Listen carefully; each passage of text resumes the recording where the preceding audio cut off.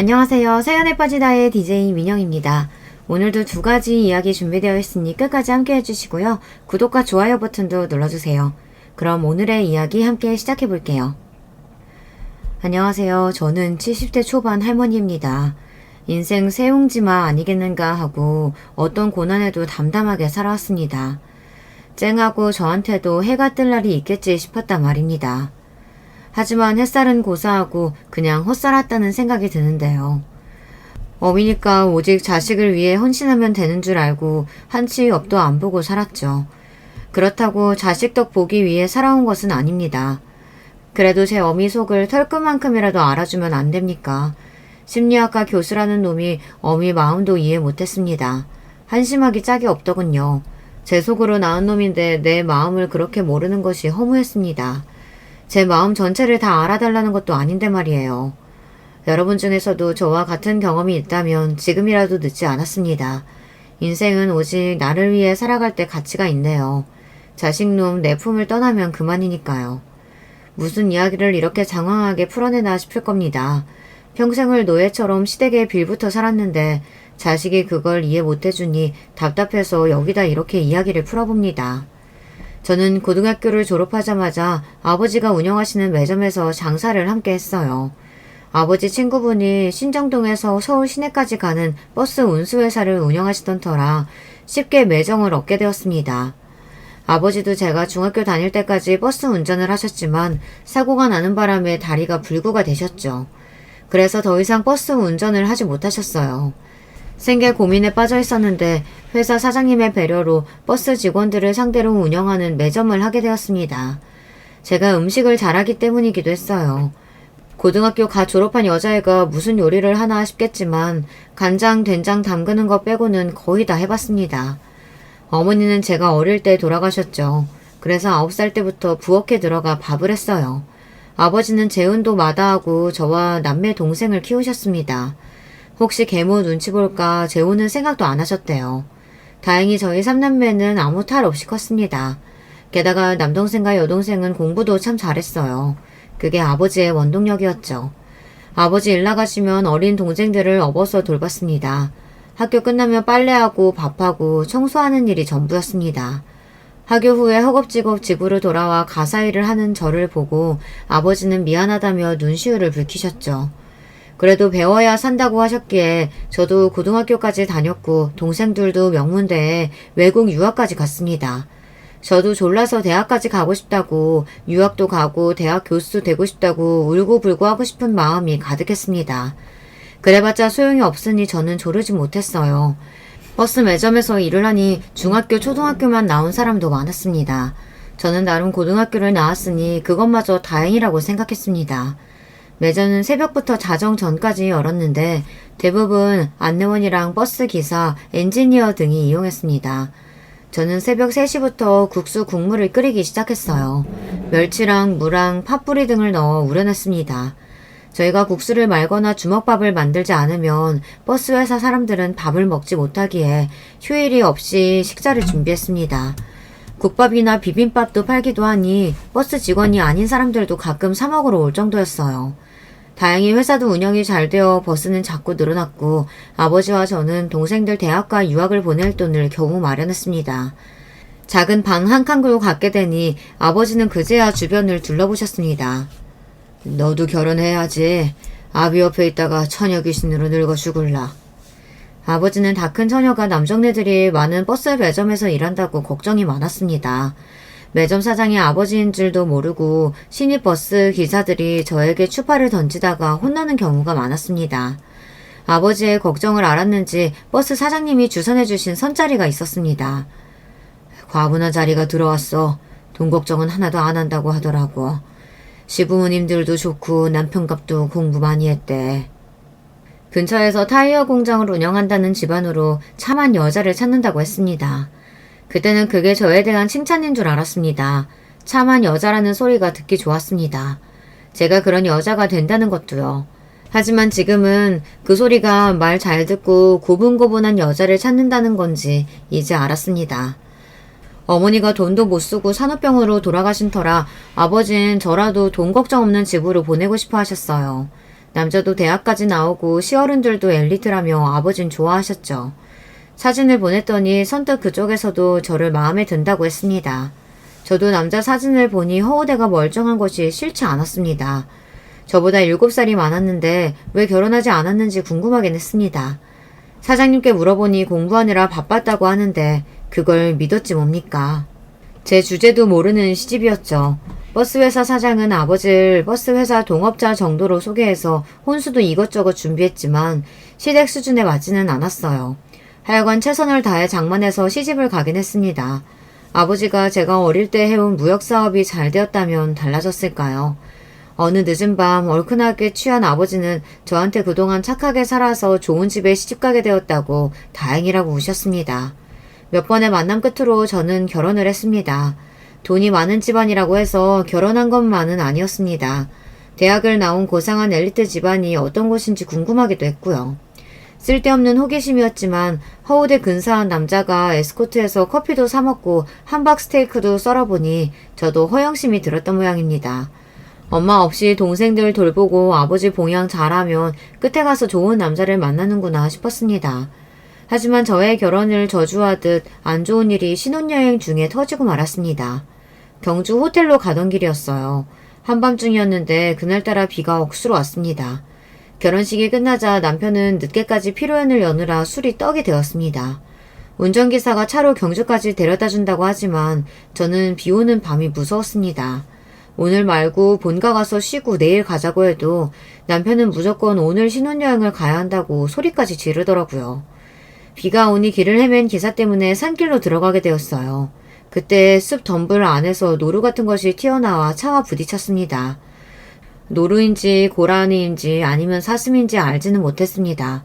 다행히 사람을 다치진 않았지만 그 짐승은 피를 토하면서 옅은 숨을 헐떡거리고 있었습니다.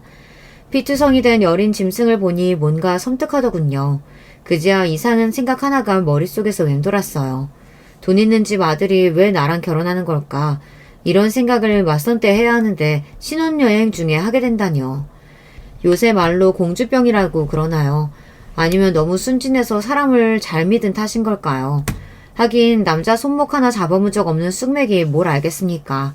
그저 며느리는 낮춰서 보고 사위는 높여보라는 말이 있으니 시댁에서도 별 볼 일 없는 저를 택한 것이 아닐까 하고 생각했습니다. 기사는 얼굴이 하얗게질려 말도 못하고 덜덜 떨고 서 있었습니다. 주인집 도련님 신혼여행에 사고라니 어떡하지 이런 얼굴이었어요. 노루 같은 짐승이 숨을 핥딱거리는데 남편은 그대로 두고 가자고 하더군요. 제가 왜 그랬는지 모르겠지만 그래도 생명인데 저는 가지 못하겠다고 하니 남편은 비릿하게 웃더니 재수가 없다며 짐승의 목을 꺾어버렸어요. 지금이면 법에 걸리는 일일까요? 일단은 그 당시에는 넘어갈 수 있었습니다. 저는 뭔가 꺼림칙했죠. 신혼여행도 첫날 밤도 어떻게 보냈는지 모를 정도로 고라니인지 노루인지 그게 남았습니다.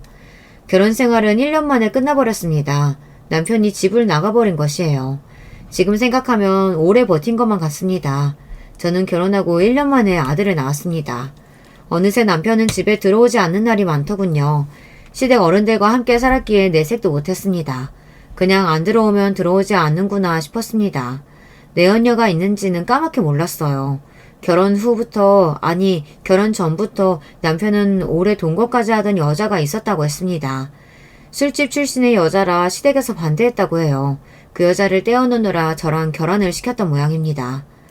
그래도 여자를 잊지 못하고 같이 살고 있다는 것을 아들이 아장아장 걷고 난 후 알아버렸습니다. 그제야 저를 선택한 이유를 알았어요. 이런 사실을 알아도 헤어지지 못할 여자를 찾았던 거 아닐까요? 아무튼 저는 그날 이후 죄인처럼 살았습니다. 잘못은 남편이 했지만 남편을 단속 못한 여자로 치부되어 버렸기 때문입니다. 도대체 인물이나 성품이나 네가 그년보다 나은데 아비는 왜 그런지 모르겠구나. 그래도 우리가 있으니 넌 걱정 말거라. 내가 다 알아서 하마. 저는 시어머니의 그 말이 이상하게 위안이 되었습니다. 집을 나간 아들을 찾아오진 못하셨지만 늘 제 편이 되어주셨어요. 차라리 저를 매몰차게 대했다면 아마 결혼 생활을 더 할 수 없었겠죠. 남편과 그 여자가 산다는 집도 저는 묻지 않았습니다. 어머니 뒤에서 조용히 기다리고 있었을 뿐이에요. 찾아가서 돌아오라는 말도 하기 싫었습니다. 어쩌면 저는 노루 같은 짐승을 무참히 대한 남편에게 정이 떨어졌는지 모를 일입니다. 하지만 시댁을 나오지 못한 건 아이 때문이었습니다. 사람이 아무리 나이가 어려도 상황 파악이 되나 봅니다. 그 당시 제 아들은 제가 눈에 보이지 않으면 넘어갈 듯 울어댔습니다. 엄마하고 우는 아들을 두고 갈 자신이 없었기 때문이에요. 아들을 데리고 나갈까 싶었지만 명문 2대 영문학과를 나왔다는 시어머니보다 잘 키울 자신도 없었어요. 누구는 돈 때문에 시댁 어른하고 산 것이 아니냐며 비아냥거릴 수 있을 테죠.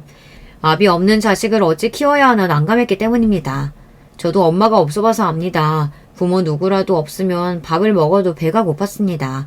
또 다른 이유는 그 무렵 여동생이 시집 가는데 제가 이혼이라도 하면 흠이 잡힐까 어쩔 도리가 없었습니다. 아버지에게는 차마 남편에게 여자가 있다는 말도 안 나왔습니다.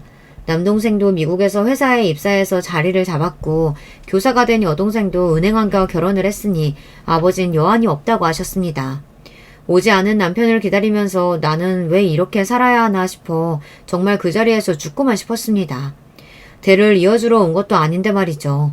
속된 말로 씨바지가 된 기분이었어요. 먹고 사는 것도 걱정 없고 집안일을 도와주는 가정부가 있는 집에서 편하게 지냈지만 늘 죄인 같고 찬밥 심새 같았습니다. 나중에는 남편이 이혼을 요구했지만 시어머니가 절대 그럴 수는 없다고 난리를 치더군요. 그 술집 출신이라는 여자도 집으로 찾아와 울면서 제발 받아달라고 하는데 당장이라도 저는 집을 나가고 싶었습니다. 시어머니는 돈이라도 줄 테니 제발 떨어지라고 여자 보고 소리를 질렀습니다.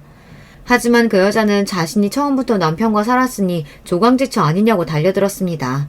애도 몇 번이나 지었다며 저를 바라보는데 저는 부들부들 떨기만 했지 말이 나오지 않았습니다. 집에서 일하는 사람들도 저를 보고 수근거리더군요. 결국 여자는 시어머니 손에 이끌려 쫓겨갔습니다. 아들이 유치원에서 올 시간이라면서 어머니는 저 요물을 당장 치우라고 하셨어요. 안 가겠다던 여자는 어머니가 돈을 던져주니 받아가더군요. 돈이 필요해서 온 모양이라며 어머니는 혀를 끌끌 차셨습니다. 매점을 하면서 별별 일을 겪어봤지만 이런 경우는 처음이라 그날은 종일 울기만 했습니다. 어머니는 다 참고 살면 좋은 일이 온다며 저를 다독이셨어요.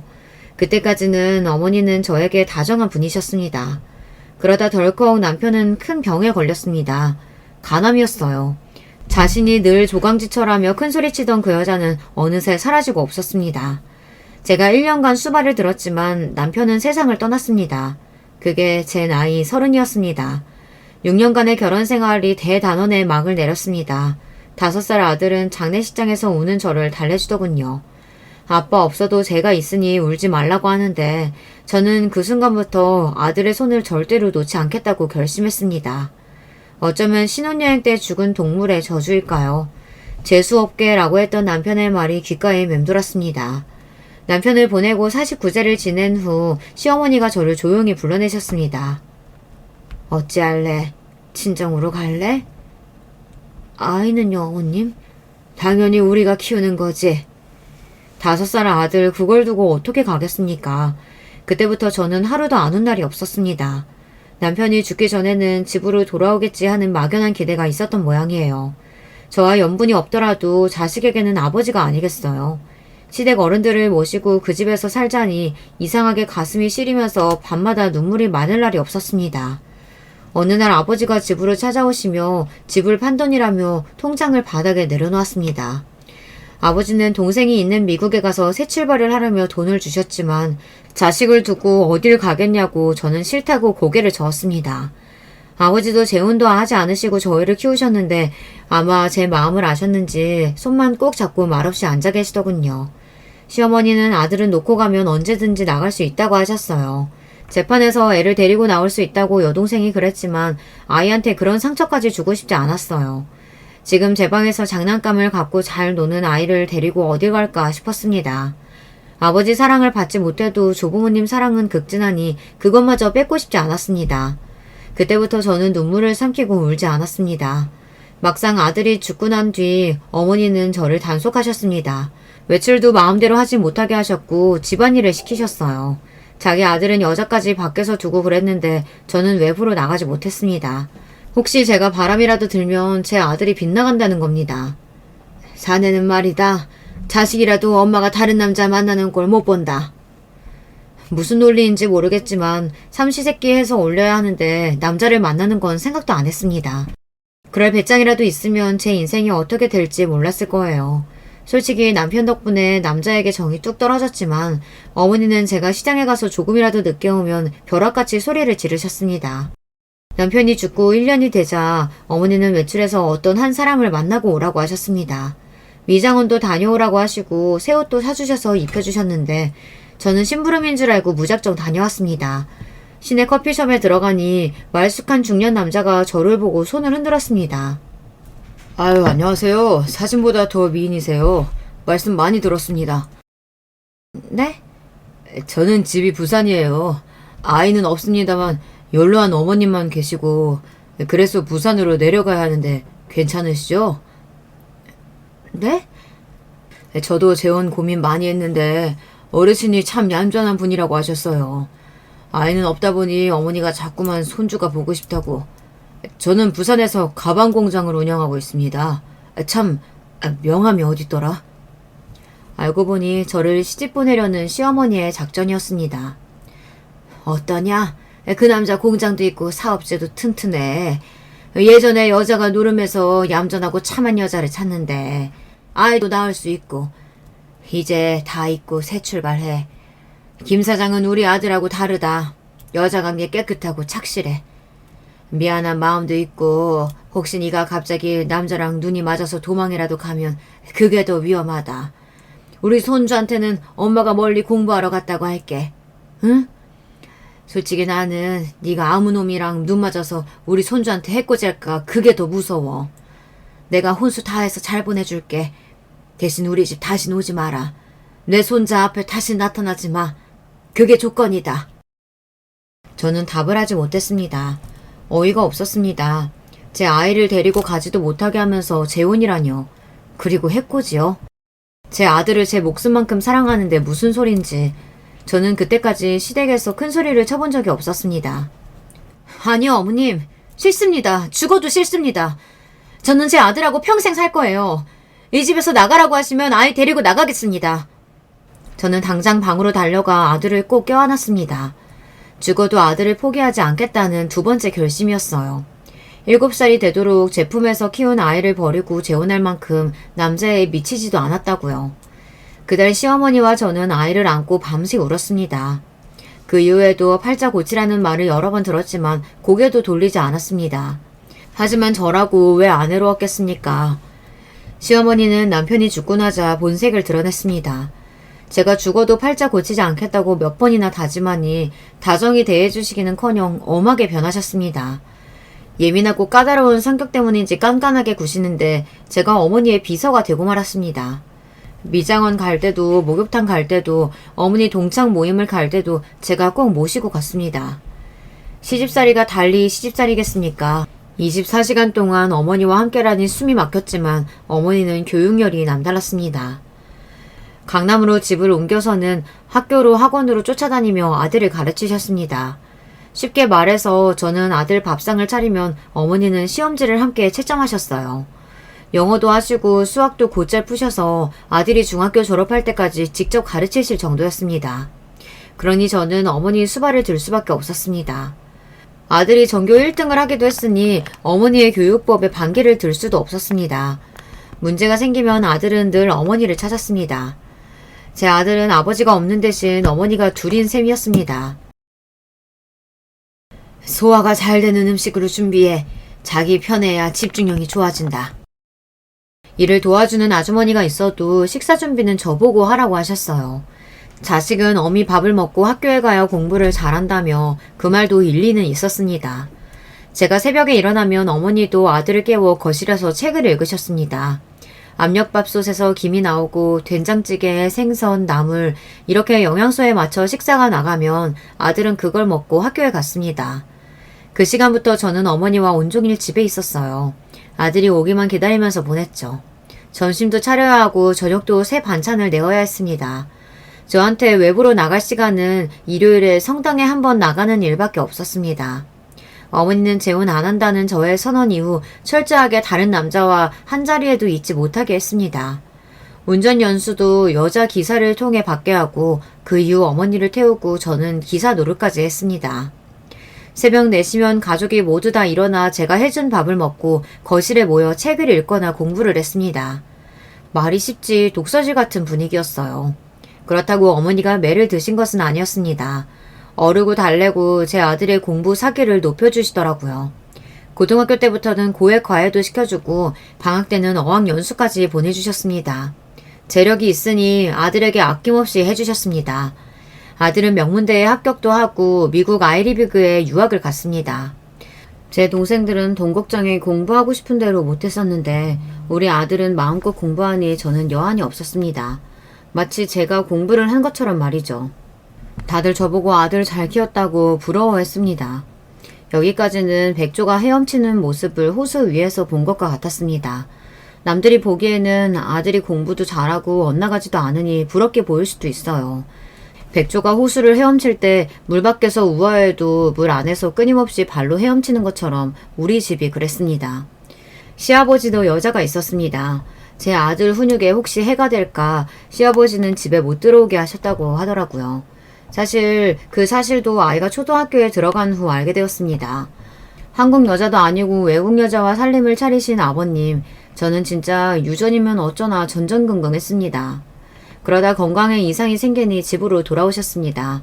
애가 고등학생인데 공부에 방해된다며 요양원으로 가신 아버님은 그래도 외국 여자가 끝까지 돌봐드리긴 했습니다.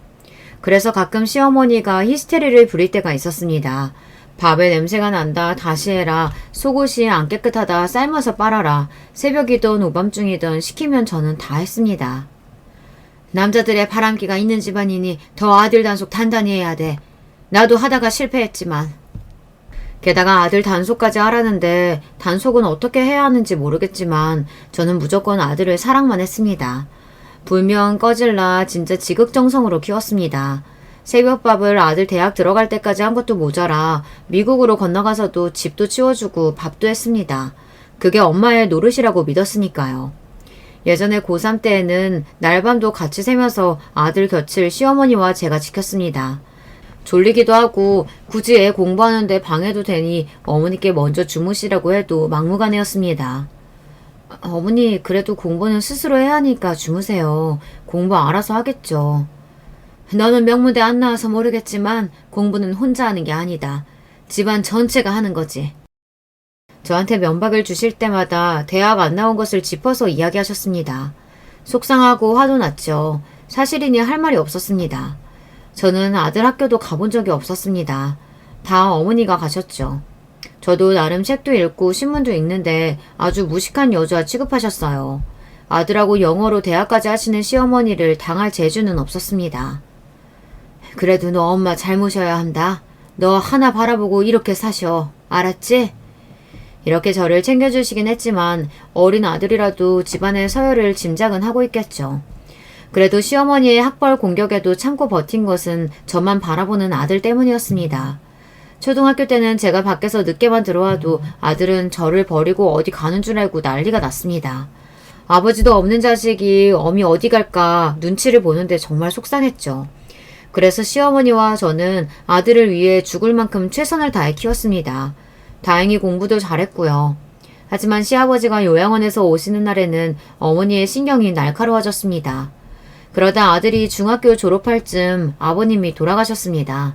어머님은 울지도 않더군요. 함께 살던 여자가 찾아오니 어머님은 금고에서 돈을 꺼내 던지시곤 다시는 오지 말라고 소리를 쳤어요. 더러운 년이랑 붙더니 더럽게 잘도 갔다. 교양미가 철철 넘치던 어머니 입에서 나온 욕이었습니다. 소금 뿌려. 시원하다는 표정으로 어머니는 그 이후 잠도 잘 주무셨습니다. 기이한 동거는 계속되었죠. 장안 어머니상, 장안 효부상, 저는 구청에서 주는 상도 받았습니다. 남들은 대단하다고 하지만 저는 그저 아들만 보고 눈물을 삼켰습니다. 여기서 두서없이 이야기해서 그렇지 하나하나 사연은 대하드라마 깜입니다. 시어머님의 비위, 심기를 건들면 저는 그날 잠도 잘 못 잤습니다. 꼭 밖에 나가 돈을 벌어야만 고생은 아니죠. 제가 없었으면 혹시 압니까? 시어머니의 히스테리가 제 아들한테 갈지. 저는 방패막이고 아들과 시어머니의 신발처럼 살았습니다. 왜 그렇게 살았냐고 물으면 역시 대답은 불쌍한 내 아들이었습니다. 기가 죽을까 마음의 상처를 입을까 노심초사 전전긍긍 제 인생은 그랬습니다. 혹자는 그럴 수 있겠죠. 돈 때문이겠지. 돈 아니면 그 집 며느리가 청산 과부로 그렇게 살았겠어. 그 말도 틀리지 않습니다. 여자가 어린 아들 데리고 돈을 벌어봤자 아들 과외라도 시킬 수 있겠습니까? 그래서 시어머니의 손과 발이 되었던 것입니다. 얘야 단팥죽이 먹고 싶다. 도토리묵 할 줄 아니 구절파는 사시사철 김치도 담가야 했습니다. 말이 쉽지 그게 참 어렵습니다. 한 번은 노예 12년이란 영화를 어머님이랑 본 적이 있는데 저도 그 흑인들과 별반 다르게 없다고 여겼습니다. 미국에서 흑인을 노예로 부린 영화를 보던 어머니는 아카데미 상을 받았다고 하더니 나쁘지 않네. 그런데 자막이 형편없다는 이런 식으로 말씀하셨습니다. 자막도 없이 영어 그대로 들으시는 시어머니를 저는 바라보았습니다. 하지만 저랑 다를 게 없으셨어요. 남편은 다른 여자에게 뺏겨 남은 것은 손자 하나뿐 아니겠습니까? 잘난 집안의 시어머니는 아버님은 바람을 피워대고 아들과 술집 여자는 결혼한다고 했을 때 목을 매신다고 대들보에 올라가셨다고 합니다. 다행히 제 아들은 여자 문제는 하나도 없었습니다. 게다가 착실하게 공부해서 한국에서 드디어 그 어렵다는 전임 교수가 되고 모교에 첫 수업을 했을 때 시어머니는 오래 묵혀두었던 와인을 꺼내셨습니다. 몇 년 안 지나 며느리감을 데려왔습니다. 고등학교 영어 교사라면서 인사를 왔어요. 시어머니와 대학 선후배 사이라면서 아들이 말문을 열었습니다. 며느리가 달 아이는 명문여대 영문학과였습니다. 시어머니는 이제야 제대로 된 며느리를 얻었다며 좋아하셨죠. 조금은 서운했습니다. 어머니 비유 맞추느라 손가락에는 류마티스 관절염이 왔는데 말이죠. 손이 벌겋게 달아올라도 내색 없이 며느리 된 아이에게 밥상을 차려냈습니다. 결혼 허락을 받고 시어머니는 아들에게 강남의 30평대 아파트를 사주셨습니다. 그만큼 마음에 드셨다는 뜻이었나 봅니다. 그렇게 세월은 흘러 저도 손주가 있는 할머니가 되었습니다. 시어머니도 기세가 많이 꺾이셨고 쇠약해지셨습니다. 몸이 안 좋아 결국 병원 신세를 지시고 말았습니다. 그 똑똑했던 어머니도 치매 초기라는 진단을 받았습니다. 저는 이제 시어머니 치매 간병까지 해야 하나 싶었습니다. 물론 싫다는 건 아니지만 제 몸도 아프니까 걱정이 되었어요. 아들에게 말하니 간병인 쓰면 되지 못할 것이 뭐가 있냐고 반문하더라고요. 할머니 걱정하는 것은 고마운데 제 손가락이며 무릎은 관심이 없나 봅니다. 면역력이 떨어져 발생한다는 이 병을 보고도 아들은 늘 별 말이 없었으니까요. 저는 걱정이 태산같이 많아졌습니다. 갑자기 제 몸이 심각하게 아프면 어머니를 어떻게 모실까 하고 말입니다. 그래도 어머니가 제 마음을 알아주셨습니다. 난 요양원 갈래. 너도 손가락 아프니 나 간병 제대로 못하잖아. 제가 관절염이 심하게 발생해서 밤에 잠도 못 자고 아프다고 주사 맞고 병원 가는 통에 어머니는 스스로 요양원을 알아보시고 들어가셨습니다. 요양원은 호텔처럼 되어 있었고 의사부터 미용실까지 있는 고급 요양원이었습니다. 각자 프라이버시를 존중하듯 방이 있었고 화장실에 샤워실까지 갖춘 곳이었습니다. 하지만 저는 알고 있었습니다. 이렇게 좋은 시설이 있어도 예민하고 깐깐한 어머니는 집으로 돌아오실 걸 말입니다. 어머니 고맙습니다. 저 쉬라고 그러신 거죠? 얼른 나오면 어머님 집으로 오세요. 저는 예민하고 깐깐하지만 어머니가 저를 위해 요양원에 가신 걸 정말 감사했습니다.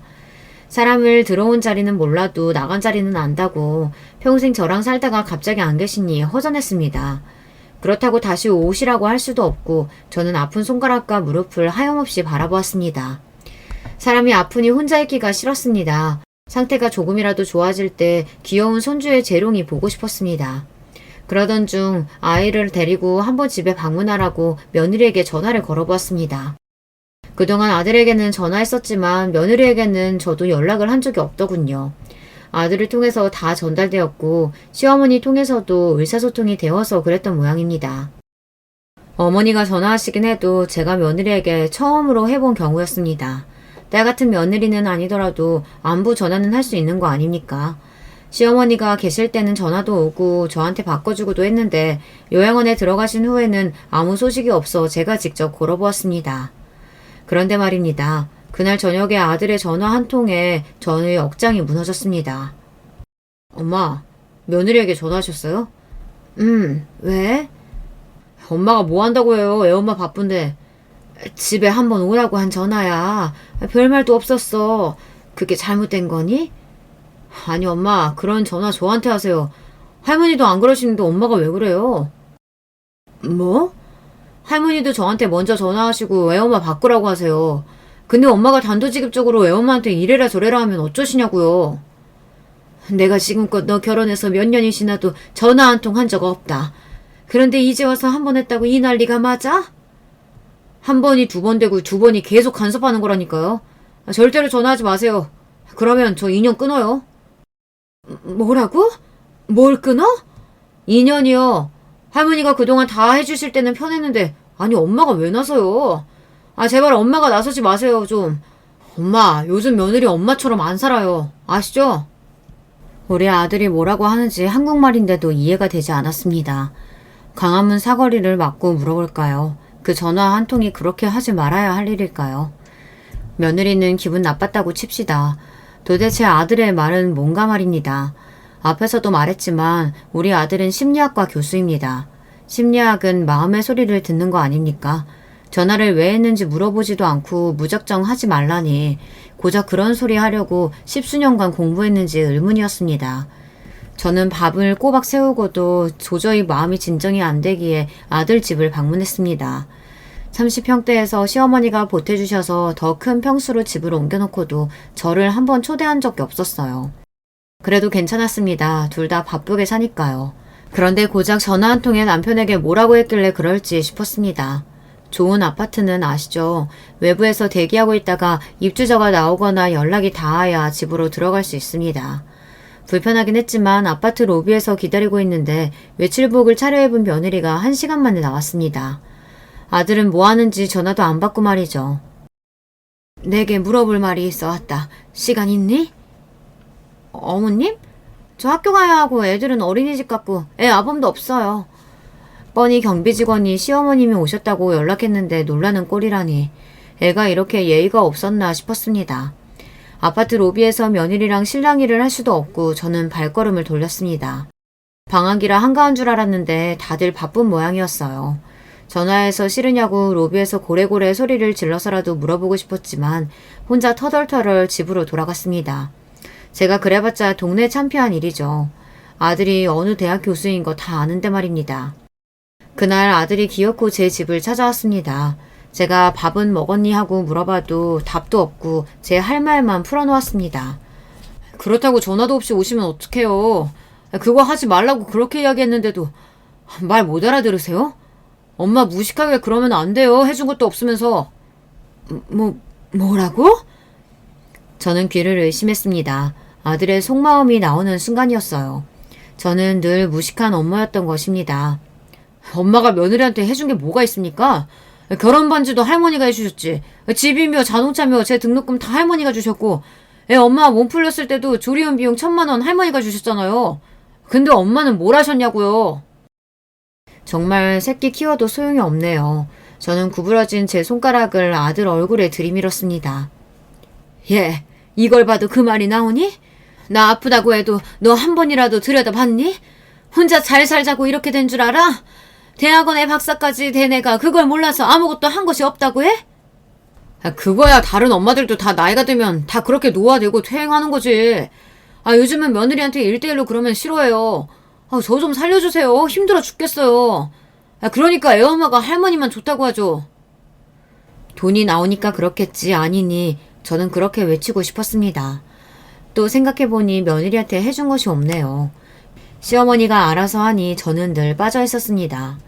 그래도 그렇죠. 해준 것이 없다니 남편 없이 아들 길러낸 게 한순간 아무것도 아니었습니다. 시어머니는 올 때마다 돈도 주고 선물도 주고 집도 사주고 차도 사주니 할머니가 좋았겠죠. 저는 찾아오려면 자신에게 먼저 허락받으라고 말하며 집을 나서는 아들을 바라봤습니다.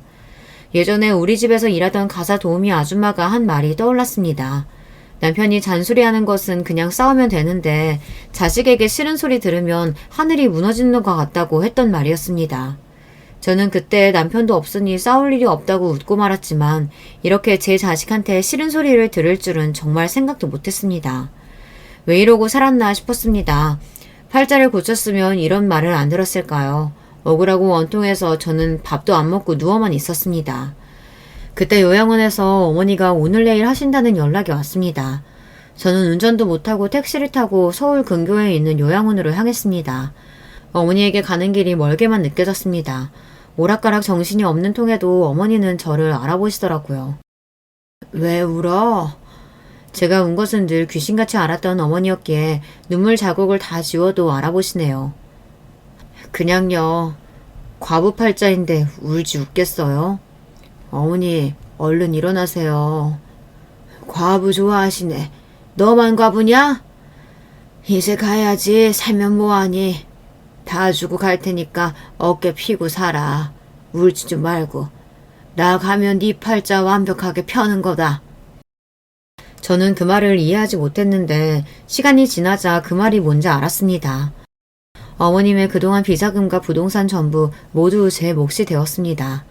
변호사 사무실에서 아들이 말 못하고 입만 벌리고 있었어요. 할머니가 눈에 넣어도 안 아픈 손주 앞으로 모두 준다고 믿었던 모양입니다. 물론 저도 그런 줄 알았죠. 시어머니는 제가 재혼도 안 하고 옆에서 버텨준 것이 고마우셨을까요? 아들이 미국에서 졸업할 때 저랑 어머니가 미국 여행을 간 적이 있습니다. 그때 너 아니면 나 혼자 이렇게 못했다고 이야기하셨는데 그게 이 뜻인가 싶었습니다. 손주분에게 남긴 장부입니다. 변호사가 꺼낸 장부는 대단했습니다. 제 아들 몫으로 들어간 비용이 다 적혀 있었어요. 어릴 때 태권도장 간 거부터 보스턴 유학 비용, 며느리에게 준 용돈까지 말입니다. 시어머니가 바람 피운 날부터 경제권이 어머니에게 하나둘 넘어가고 아버님이 뇌졸중으로 쓰러지신 후에는 다 시어머니가 관리하셨는데 이렇게 꼼꼼하실 줄 몰랐어요. 지금까지 드린 돈이 유산이라고 하십니다. 저한테는 한 푼도 없다고요? 아들네의 표정이 뒤통수를 맞은 얼굴이었습니다. 할머니가 저에게 줄 유산이라고 생각했던 모양입니다. 저는 그동안 오래 살았던 청담동 아파트를 처분하고 강북으로 이사를 했습니다. 30억이 되는 아파트랑 예금 30억 정도를 어머니가 주신다니 저는 예상도 못했습니다.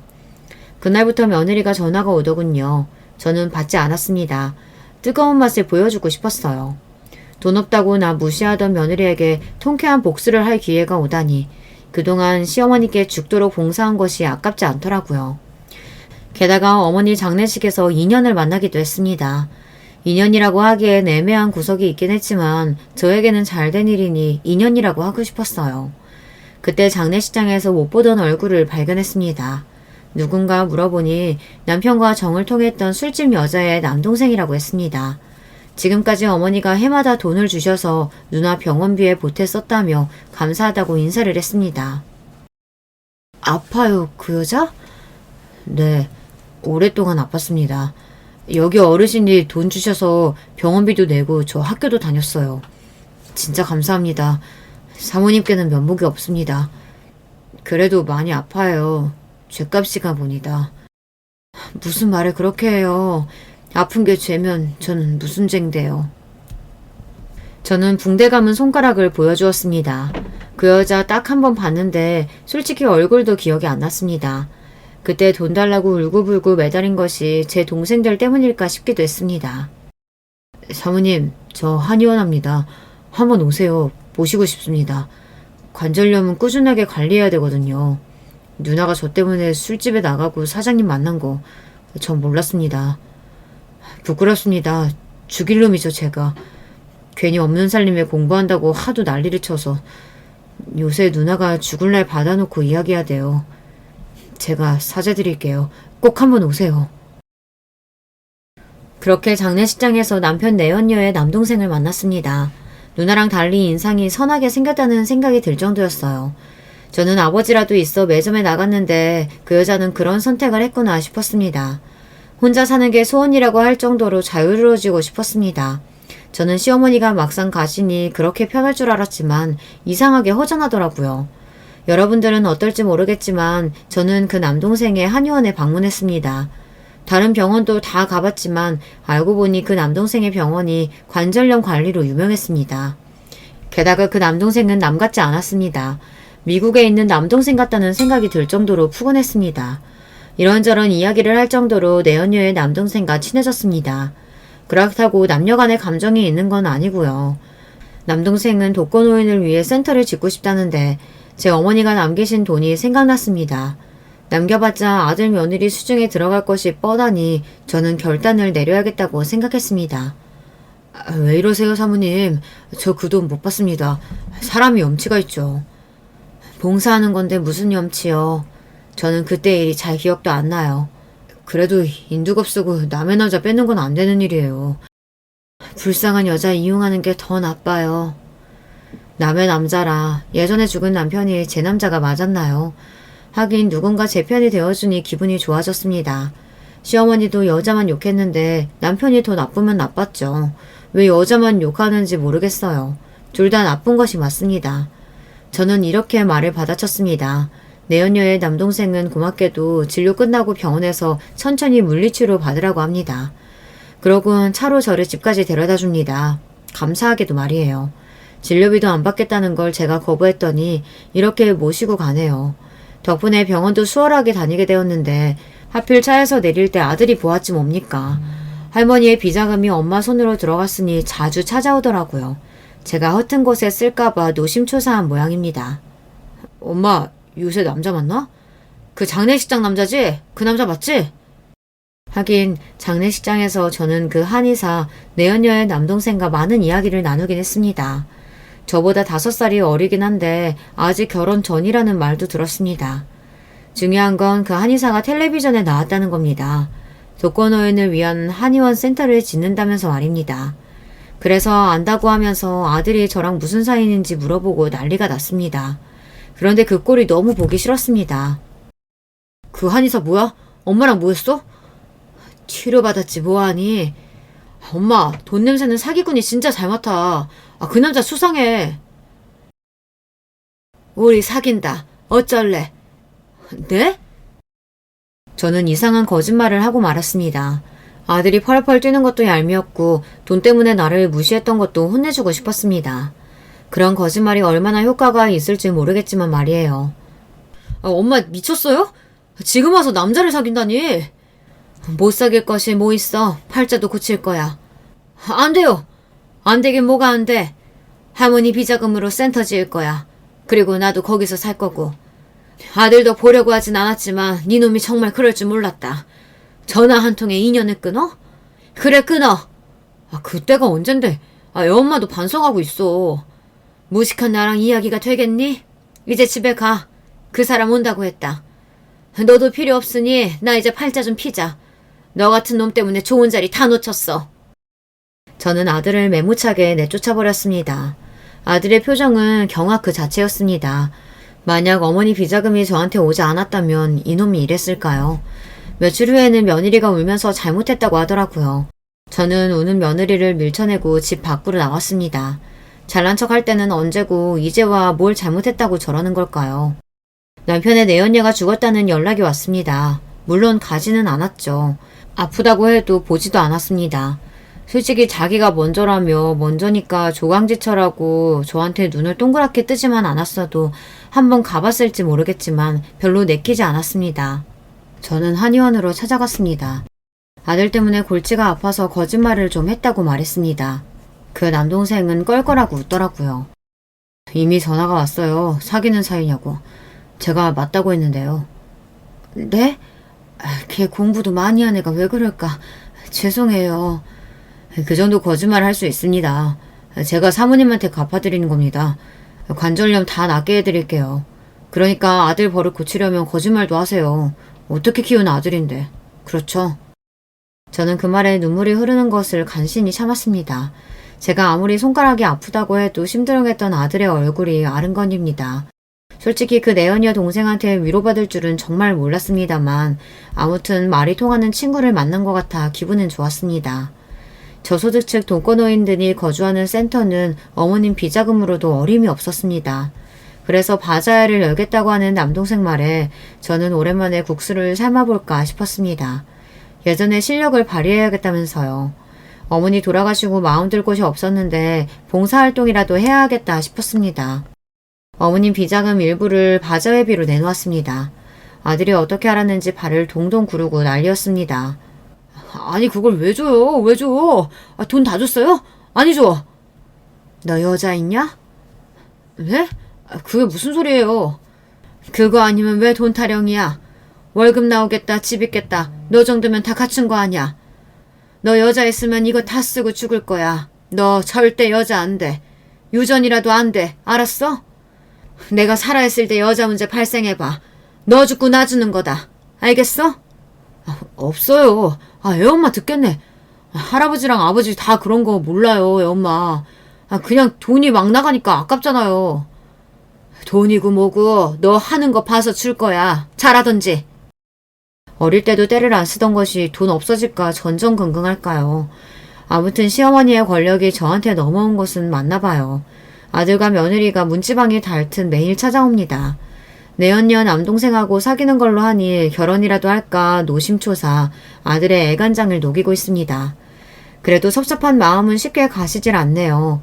그래서 오랫동안 애를 먹일까 계획 중입니다. 매일 손주 데리고 찾아오니 그것도 좋더라고요. 그래서 바자의 날 며느리와 아들을 앞세워 국수를 말았습니다. 아들은 처음 해본다며 손을 다 덜덜 떨고 앉아 있었습니다. 제가 왕자 하나 키운 것이 맞는구나 싶었어요. 처음에는 싫다고 투덜거리다가 방송 카메라가 오니 국수 파는 모습에 저는 한숨이 절로 나왔습니다. 사모님, 결혼 발표라도 할까요? 미쳤어요? 저는 싱글이 좋아요. 네네. 사모님 이렇게 기분 좋게 사셔야 루마티스즘 다 퍼지지 않습니다. 평생 관리할 테니 걱정하지 마세요. 평생이요? 부담스러워요. 죗값이라고 생각하시고요. 무슨 한의사님이 죄 지으셨어요? 죄 지은 사람들 다 갔어요. 네네. 저랑 한의사가 웃으니까 아들이 5살 때 제가 어디 가는 줄 알고 허옇게 질려서 현관문 앞에 쪼그려 앉았을 때 얼굴을 하더라고요. 솔직히 아버지 내연녀 이야기는 참아 못했습니다. 며느리가 트집 잡으면 어떻게 합니까? 이렇게 한의사랑 거짓 연애도 재미는 있네요. 그래서 저 이제는 저를 위해 살아보려고 합니다. 근데 손가락이 아파서 쉽지는 않네요. 여러분, 지금까지 우여곡절 많은 제 이야기 들어주셔서 감사합니다. 안녕하세요. 저는 경기도 부천시에 살고 있는 사랑하는 남편 사이에서 자녀 둘을 둔 중년의 여성입니다. 사실 저에게는 제 배로 낳은 두 아이 말고도 자식이라고 여길 만한 존재가 더 있었어요. 이 이야기를 꺼내어 보고 싶어서 늘 애정으로 구독하고 있던 사파 채널에 오늘은 사연자로 나서보게 되었습니다. 여러분께서는 지나간 나날의 후회를 더 많이 느끼시나요? 아니면 보람을 더 많이 느끼시나요? 저는 딱 반반인 것 같아요. 그리고 후회를 느끼는 부분과 보람을 느끼는 부분이 애석하게도 일치하는 것 같네요. 제가 저희 또 다른 자식처럼 여겼던 존재는 바로 제 남편의 남동생이었어요. 들어주시는 분들을 위해 편의상 제가 지칭을 도련님으로 일정하게 해서 이야기를 써볼게요. 남편하고 결혼 당시 제 나이 25이었고 남편이 1살 위로 26이었습니다. 그리고 도련님은 14살이었어요. 그러니까 형제가 꼭 맞게 띠동갑이었던 것이죠. 3남매이기 때문에 형제 위로는 맞이인 장녀 제 시누이가 있었고요. 시누이는 당시 29살이었고 결혼해서 이미 가정을 꾸린 후였습니다. 그러니까 도련님만 나중에 태어난 늦둥이였던 것이죠. 뒤늦게 막내가 생길 거라고는 시부모님께서는 상상도 못하였다고 하시더라고요. 특히 시어머니께서는 당시에 생각이 많으셨던 모양이었죠. 그때 우리 막둥이가 생긴 것을 알고는 네 시아비랑 나랑 둘 다 아주 낮아빠졌지. 내가 그 나이에 설마 임신을 할 거라고는 상상도 못했지. 정말 꿈에도 몰랐어. 그러셨을 것 같아요, 어머님. 요즘도 40대 출산이라고 하면 주변에서 힘들겠다, 어렵겠다 이렇게 보는데 당시에 얼마나 놀라셨겠어요. 그래도 귀엽고 의젓하기까지 한 막내 아들을 보셔서 행복하셨죠? 아유, 말도 마라. 당시에는 진짜 목숨 걸고 낳는다고 다들 난리도 아니었어. 나는 남사스럽기도 해서 어디 떠벌린 적도 없었는데 어떻게 다들 알고서는 참견 하나씩을 끼었던지. 그런데 결국에 건강한 아이 낳고 나도 건강에 아무 문제 없었고 이러니까 다들 장군 나왔다, 하늘이 준 선물이다 이러면서 야단법석을 떨더라고.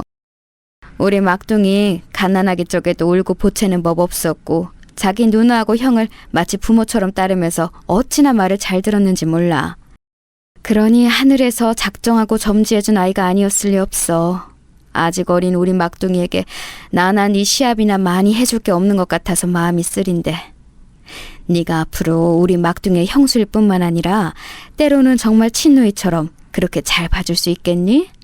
내가 네 참한 성정 하나만 보고 염치 없는 부탁을 하고 싶구나. 그럼요, 어머님. 저는 오빠하고 처음 만나서 연애 시작했을 때부터 도련님이 너무 눈에 밟혀서 꼭 잘해줘야겠다, 잘 챙겨줘야겠다, 이렇게 마음을 먹었던 사람이에요. 그러니 염려 붙들어 매세요. 제가 시어머니께 드렸던 말씀은 결국 빈말이 아니었습니다. 저는 남편을 제 나이 20살에 처음 만났는데요. 그때 도련님이 고작 9살이었어요. 그 나이 어린 아이들은 남자가 여자보다 발육이 느린 거 아시죠? 도련님이 얼마나 작고 귀여워 보였는지 몰라요. 남편하고는 어쩌다 보니 중간에 겹치는 지인이 한 명 있어서 우연히 알게 되었다가 서로에게 호감을 느껴서 사귀게 된 것이었는데요. 치기 어린 20살짜리가 진지하면 얼마나 진지한 연애 감정을 가졌겠나요? 반쯤은 호기였던 것 같아요. 그런데 제가 남편에게 그런 어린 남동생이 있다는 걸 알게 된 이후로 굉장히 호감도가 올라갔었던 거예요. 뭔가 신기하기도 하고 제가 워낙 어린 동생들을 돌보아주는 것에는 이골이 날 만큼 달인이었던지라 익숙함도 느껴져서 아무튼 저는 어린 도련님의 존재 때문에 남편하고 연애하는 게 더 재미있었던 듯 싶어요. 그런 저를 남편도 신기해 했었죠. 나는 솔직히 동생하고 나이 차이가 너무 나다 보니까 내가 어렸을 때는 동생을 하나부터 열까지 다 챙겨주면서 돌보았지만 금세 나도 학업에 열중하는 시기를 보내게 되면서 그 이후로는 계속 거리감이 좀 생기게 되었거든. 그런데 네가 내 동생을 너무 귀여워해주니까 내가 다 고마운 마음이 들고 나도 내 동생하고 요즘 다시 가까워지는 기분이야.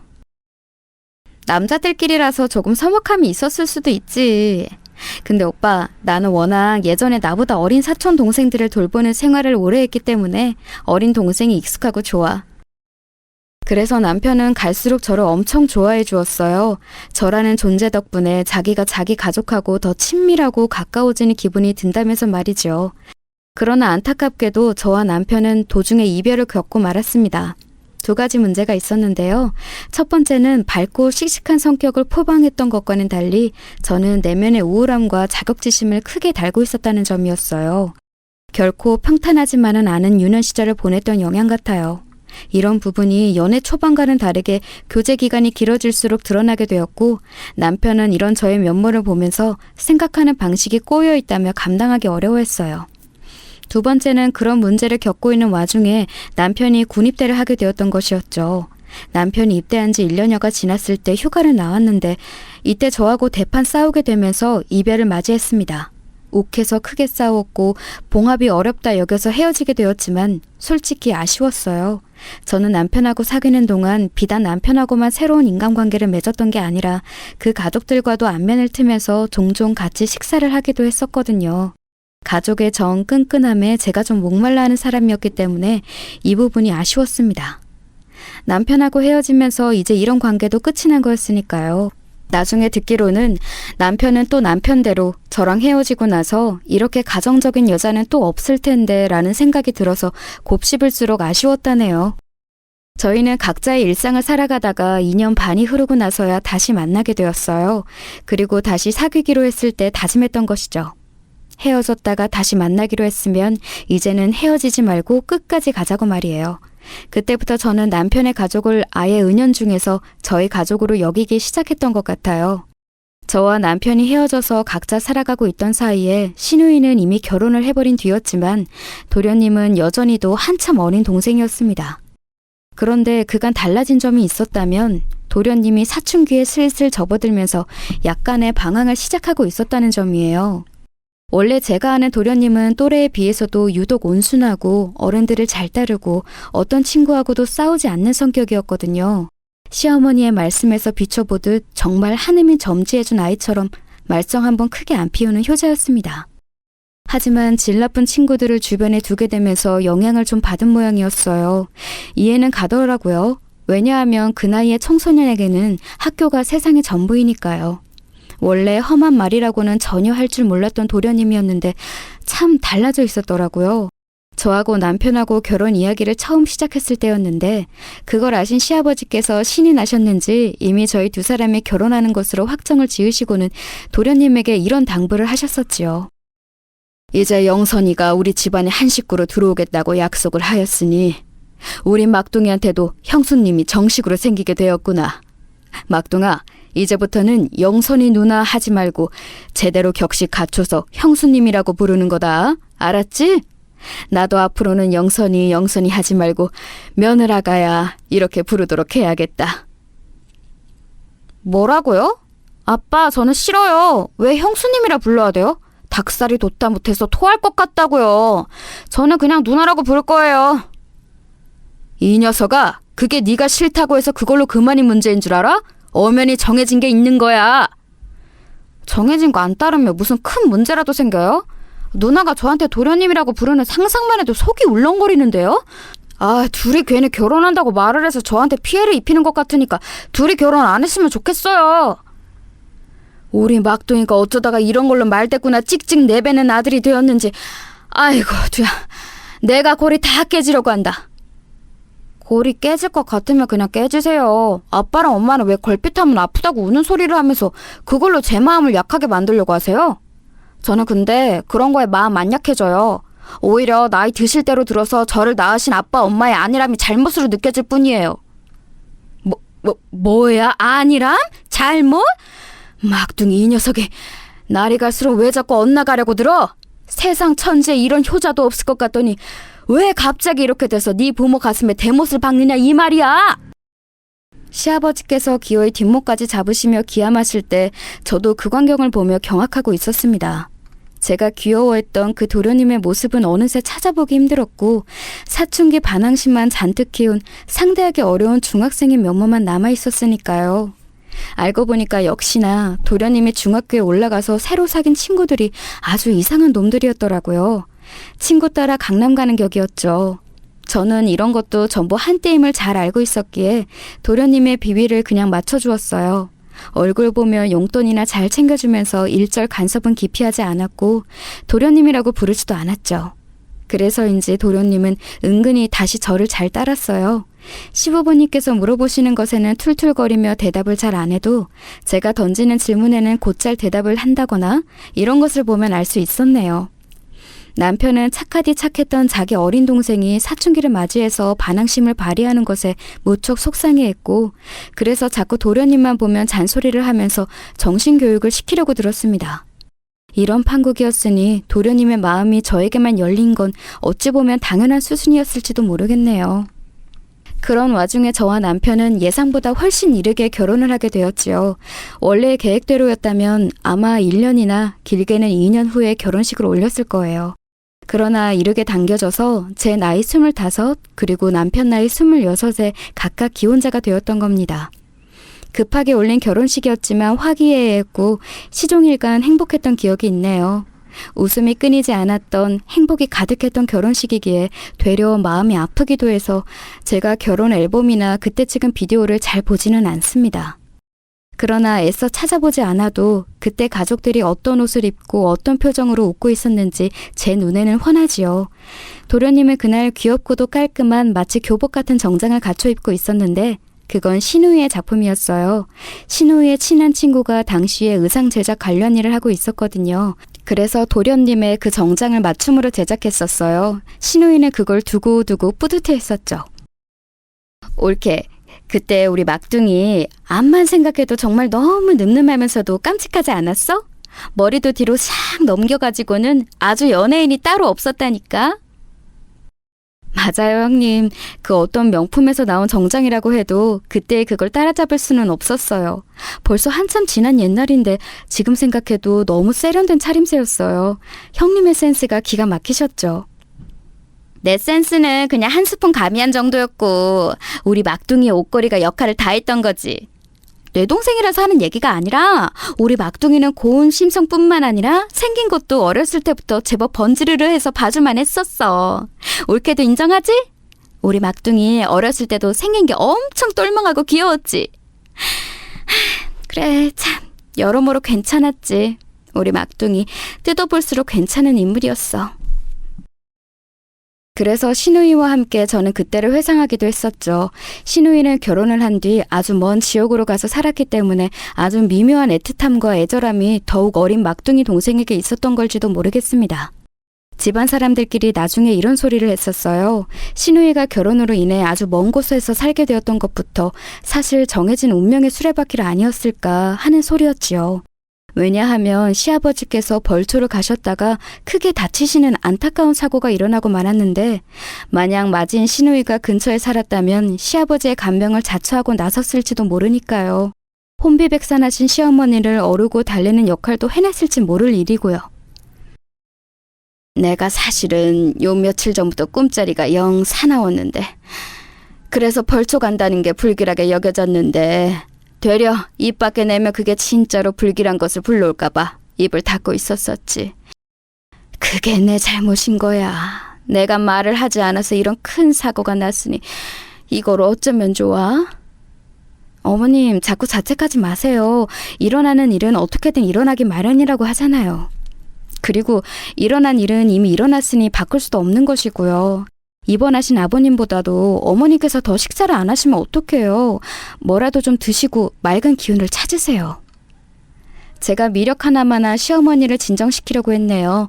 나중에 알고 보니 시어머니께서는 유년 시절에 2번이나 인명사고를 목격하신 바 있다고 하셨어요. 그래서 그런 정신적 트라우마를 안고 계신 분이셨기에 유독 이런 사고에 예민하셨던 것이지요. 말씀드렸다시피 사춘기 도련님은 이때 한창 관심이나 애정 어린 돌봄이 무척 필요하던 시기였습니다.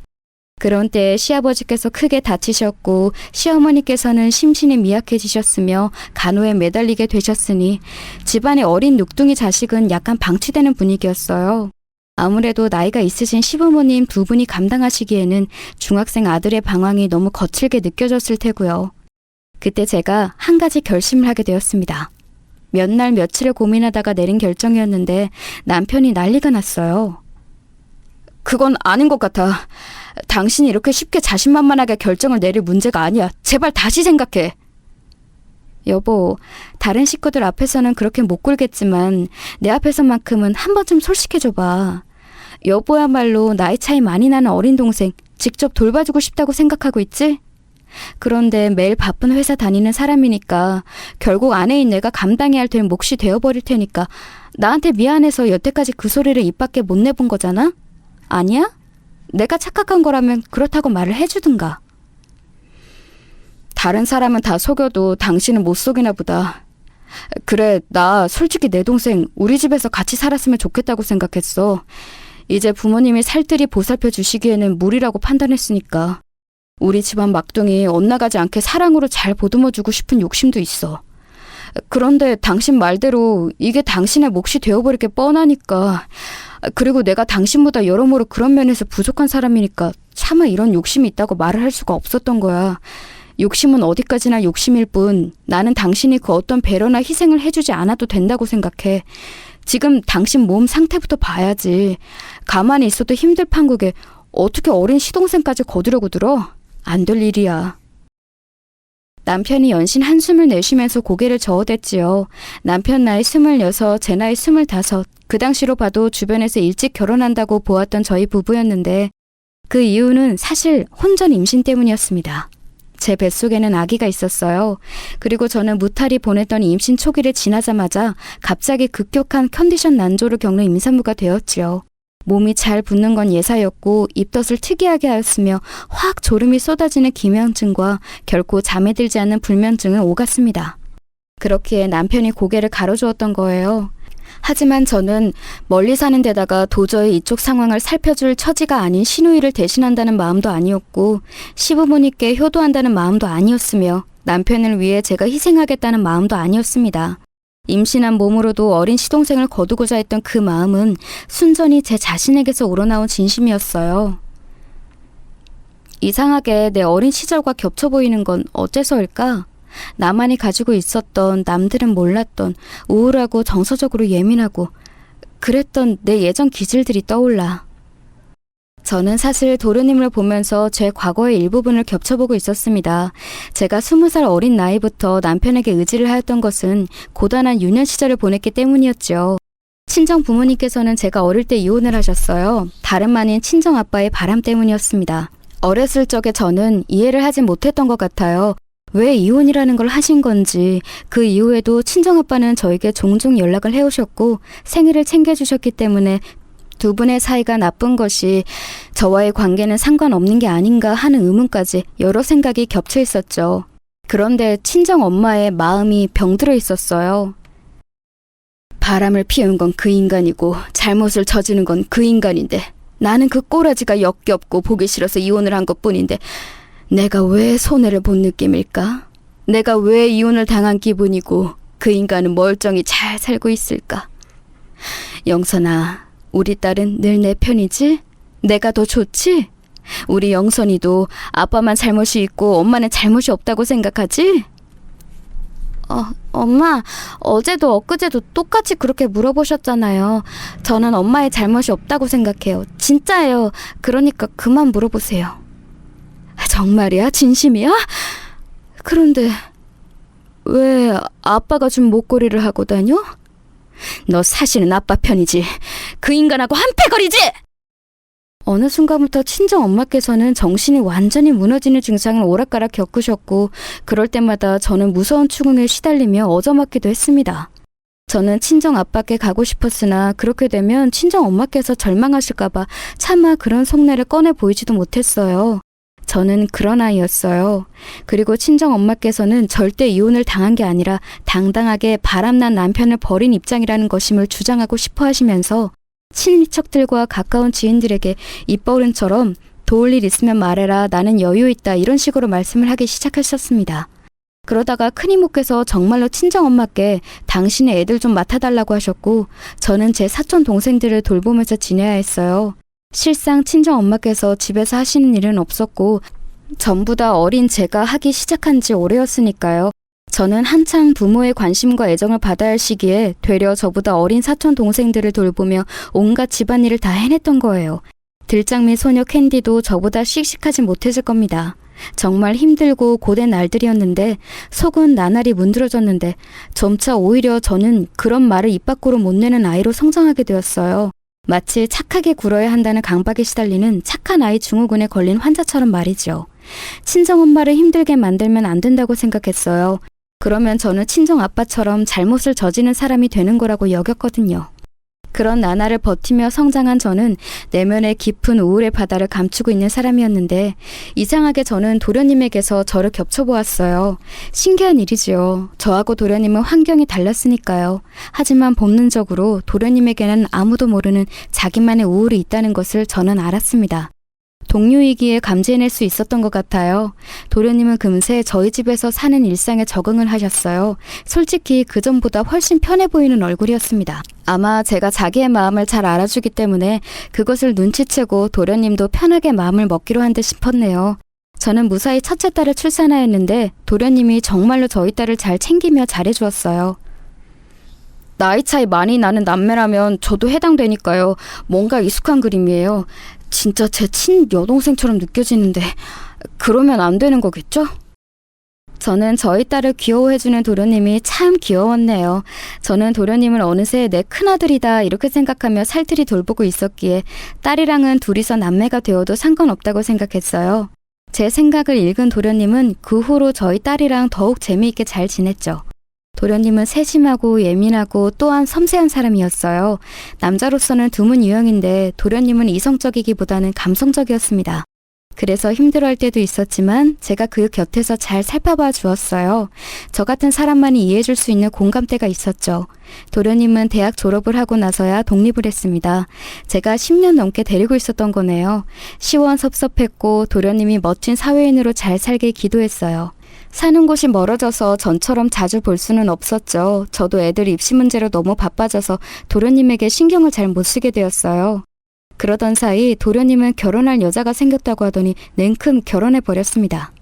동서는 사고로 부모를 떠나보낸 인물이었고 형제들은 전부 타국 생활을 하고 있었어요. 딱 이런 배경만 봐도 결핍이 보여서 그렇기에 도련님 같은 기질과 잘 맞는 것일 것 하는 추측을 했었습니다. 둘이 잘 맞을 거라고 막연히 여겼는데 이것이 제 패착이었죠. 이제 결혼도 한 도련님에게 신경을 기울이는 것은 간섭하는 것으로 보일 여지가 있을까봐 참고 살았던 것 역시도 크나큰 패착이었습니다. 어느 날 비보가 날아들어왔어요. 도저히 믿기 힘든 그 연락을 받은 것은 그날따라 일찍 잠들기 위해서 침대에 누워있던 남편이었어요. 그 옆에서 저는 얼굴에 팩을 붙이고 있었죠. 여느 때와 다름없는 평온한 일상이었던 거예요. 걸려온 전화를 받은 남편이 갑자기 몸을 벌떡 일으키더니 휴대폰을 쥔 손을 덜덜 떨기 시작했습니다. 그때 바로 안 좋은 예감이 들었죠. 당신 왜 그래? 무슨 전화였길래 그래? 순식간에 넋이 나가버렸잖아. 대체 무슨 일이야? 이게 믿어져? 나는 안 믿어져. 이건 꿈이야. 이럴 수는 없어. 우리 집안 막둥이가 세상을 떠났다고? 그럴 리가 없지. 내가 지금 꿈에서 전화를 받은 거야. 여보, 나 뺨 좀 한 대 세게 때려줘봐. 왜 이렇게 꿈에서 안 깨지지?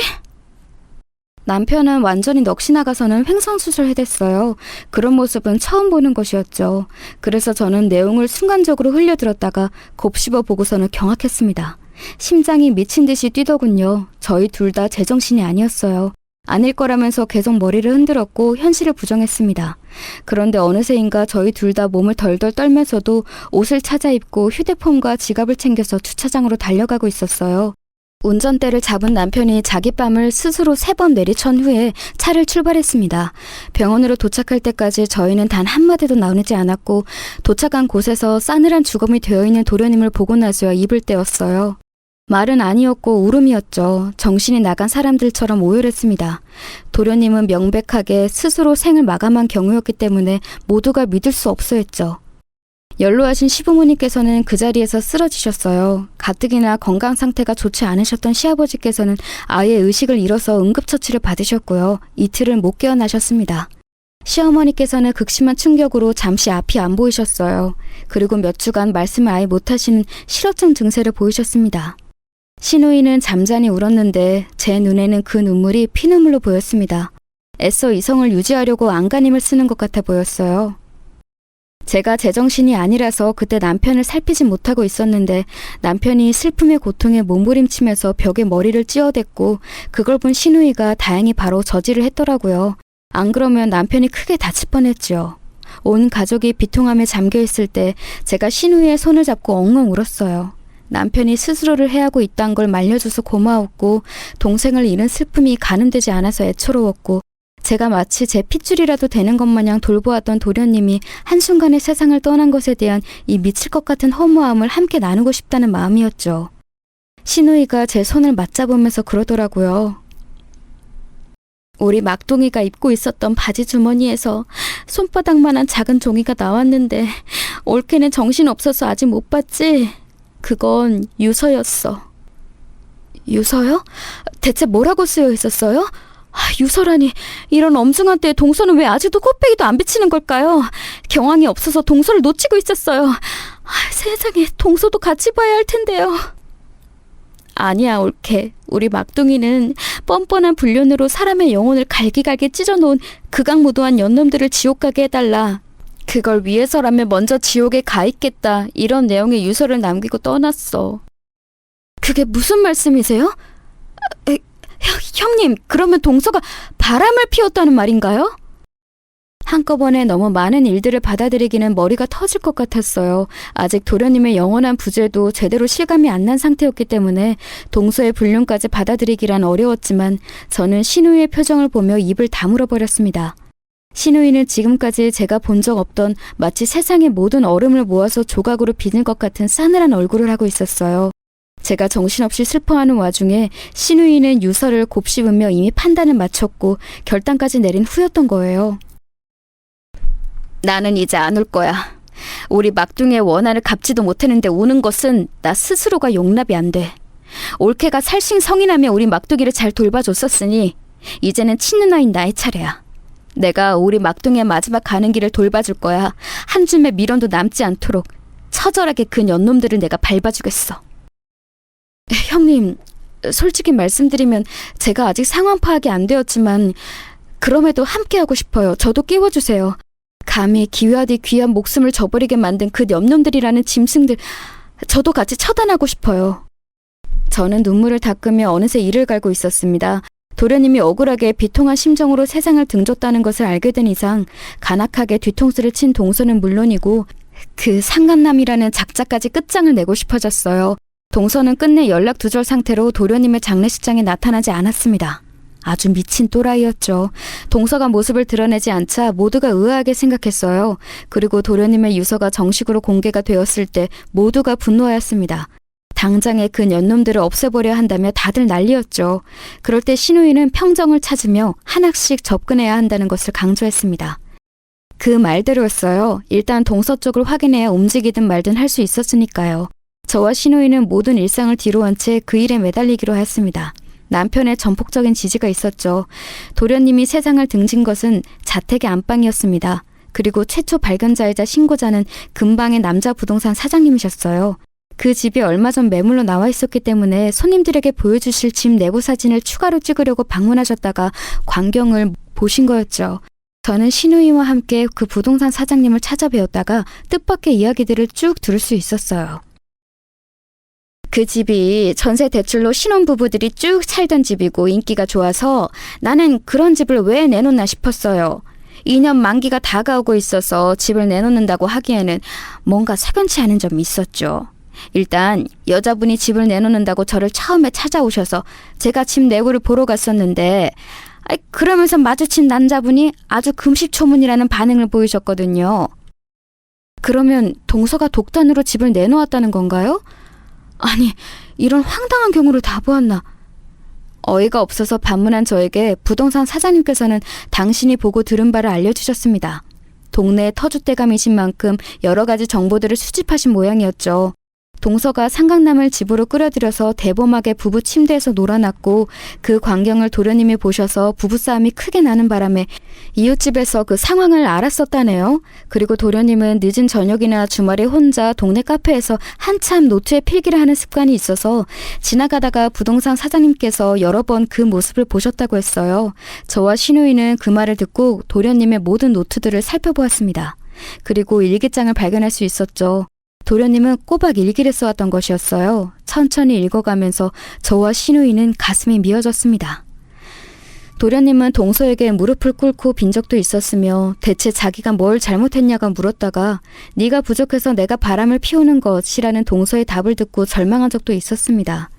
도련님은 기질적으로 섬세한 사람인데 그런 사람이 동서 같은 후한 모치를 감당하기는 어려웠을 거예요. 배신을 당한 충격, 모든 탓이 자기에게로 돌려지는 것에 대한 좌절감, 다른 가족들에게 이런 사실을 알리면 자기에게 다들 실망이라도 할까봐 염려되는 두려움, 이런 것들이 서서히 매일 도련님을 압박했을 겁니다. 도련님의 이런 약한 면모를 알아차린 후로 아마 동서는 더욱 막 나갔을 테지요. 집까지 도련님과 상의 없이 내놨을 정도였으니 알만했습니다. 저와 신우이는 동서가 다니는 사무실 앞에 죽치고 있던 끝에 동서를 만날 수 있었어요. 네가 우리 막둥이의 뒤통수를 치고 죽음으로 내몰아? 너는 이제 내 손에 죽었어! 형님, 일단 진정하시고 얘기를 들어봐야죠. 이봐, 동서. 도련님 장례식장에 왜 안 왔어? 경찰 조사까지 받았으면서 장례식장에는 왜 안 온 건데? 그 정도로 찔리는 구석이 있는 거야?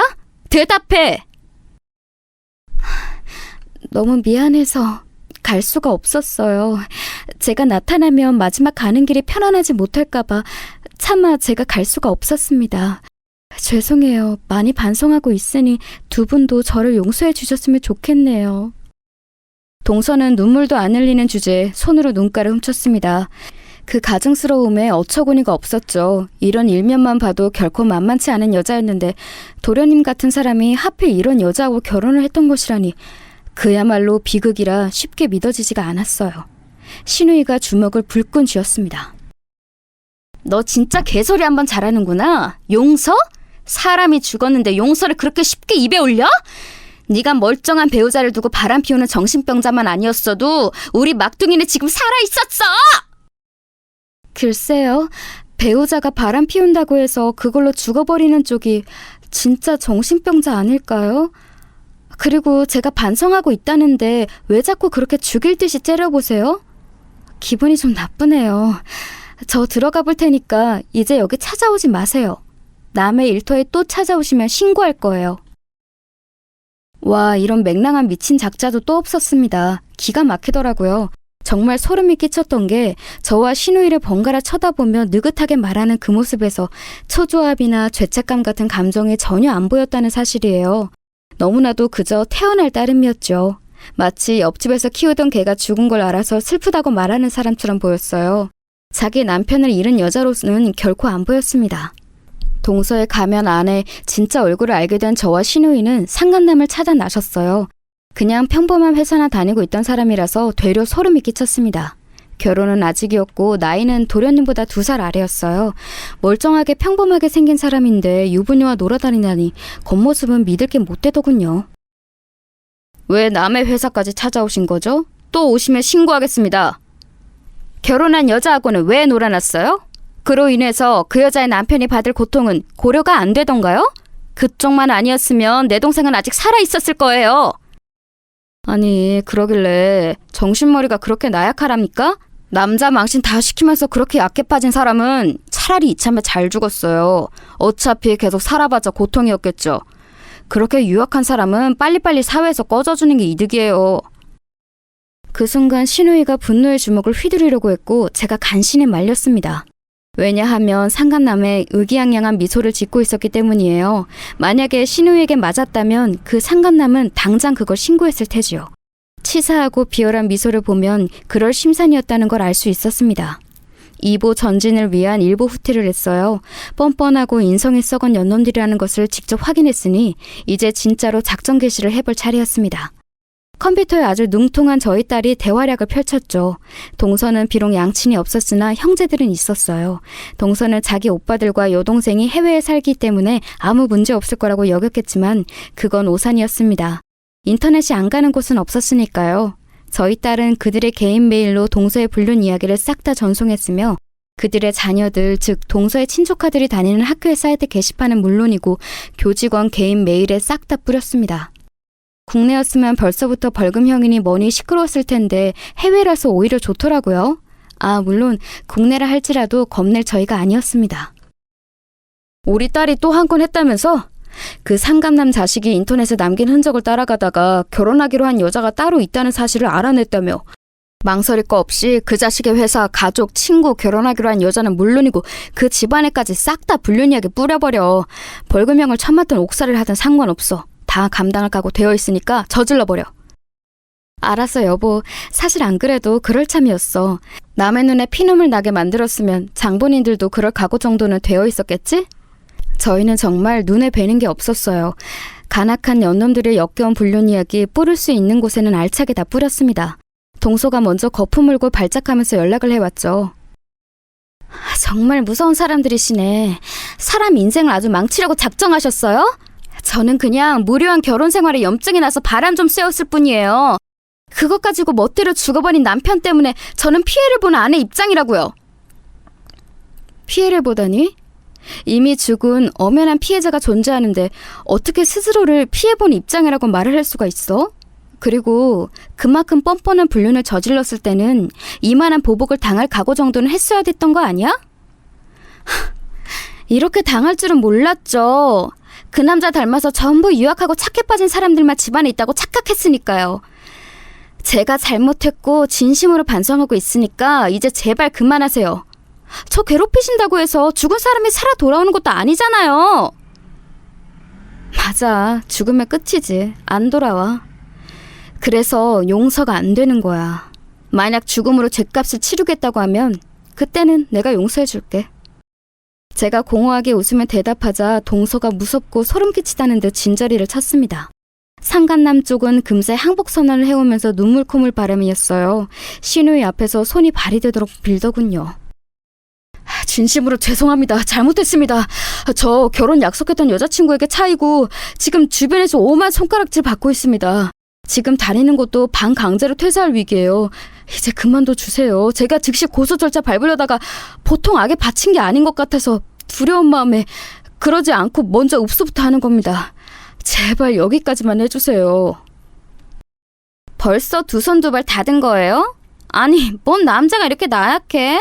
남자 망신시킬 바에는 차라리 그만 사시니까 어떤가 싶네요. 그리고 맨입으로 그만두라고 하는 거 너무 염치 없지 않아요? 진심은 원래 돈으로 말하는 법이래요. 진심이 담긴 만큼 지불하신다면 그만둬 줄 수도 있어요. 신우이가 상간남에게 똑같이 비웃음을 돌려주었고 의기양양하게 돈까지 요구했습니다. 상난감은 울며 겨자 먹기로 자기 가족들의 원조를 받아서 현금 2천만 원을 마련했죠. 저희는 그 돈 받았습니다. 그 돈은 시부모님을 부양하는 데 들어갈 용도로 바로 굳혀졌네요. 만약 이 상황에서 도련님의 의견을 낼 수 있다면 그렇게 원했을 거라고 신우이와 남편이 똑같이 생각하더라고요. 상간남이 따로 있었던 자기 여자친구에게 버림받은 걸 알았을 때부터 신우이와 저는 예상한 바가 있었어요. 그리고 그 예상이 이루어질 거라고 믿고 마치 이제 그만할 것처럼 돈을 받은 것이었고요. 몇 주 뒤 예상은 정말로 이루어졌어요. 그건 바로 동서와 상간남의 결합이었습니다. 자기들이 쓰레기라는 게 탄로났는데 이제 와서 누구를 또 만나겠나요? 서로밖에 없었던 거예요. 진심으로 반성을 한다고 했던 동서는 아주 보란듯이 자기 카톡 프로필에다가 진짜 인연이라고 적어놓고 상간남과 함께 찍은 뒷모습 사진까지 올려놨더군요. 역시 반성 따위는 없었던 거예요. 둘이 결혼 준비를 시작하는 것 같은 낌새가 있길래 그때가 되어서야 상간남에게 동서에 관한 것들을 전해주었습니다. 생각해보니까 2천만 원밖에 안 되긴 해도 어쨌든 성의를 보여주셨잖아요.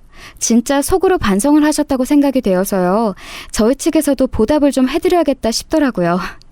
짧지만 제 동서였던 그 여자가 제 도련님에게 보냈던 카톡 메시지들 모아놓은 건데요.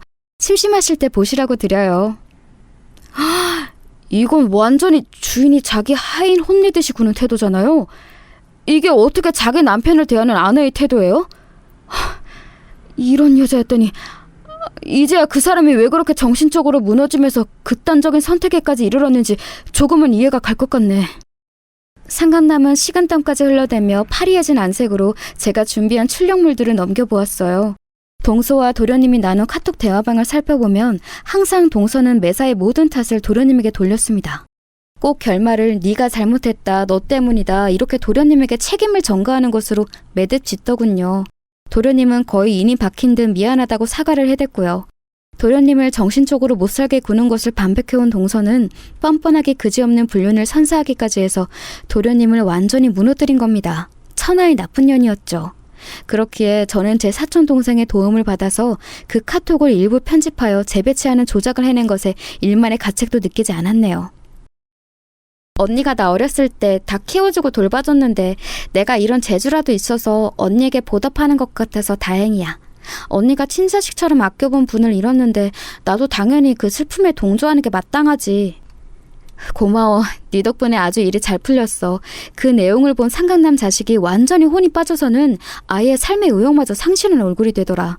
자매라는 꼴을 보니 약간이나마 속이 후련했어.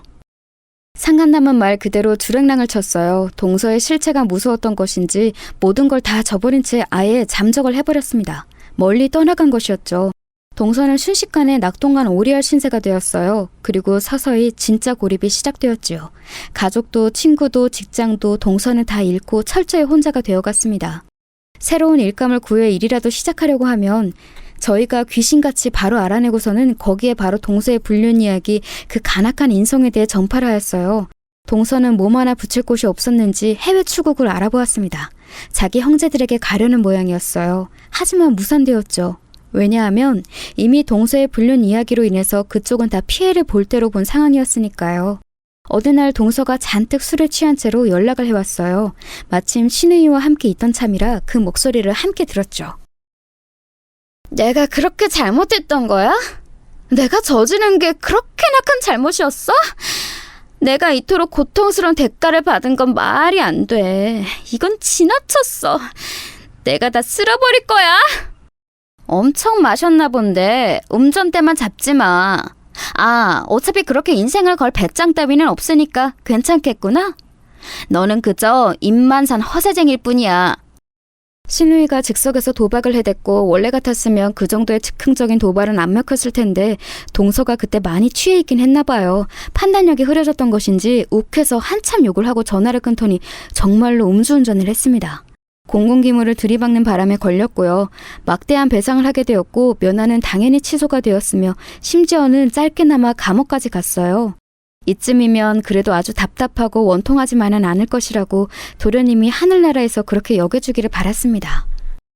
도련님의 기일이 돌아오고 나서야 신우이는 원없이 펑펑 울더라고요. 다른 가족들은 모두 억지로나마 미소를 지어 보였습니다. 웃는 모습들을 보여줘야 도련님이 좋아할 것 같다는 게 공통된 생각이었죠.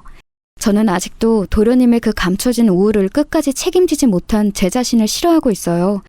막을 수 있던 죽음이었다는 생각이 들 때마다 미칠 것만 같았죠. 그러나 앞을 보며 씩씩하게 살아가는 쪽이 도련님이 진정 원하는 방향일 거라는 확신이 있기 때문에 애써 가슴 아픈 상념을 떨쳐가며 하루하루를 열심히 살아가고 있습니다.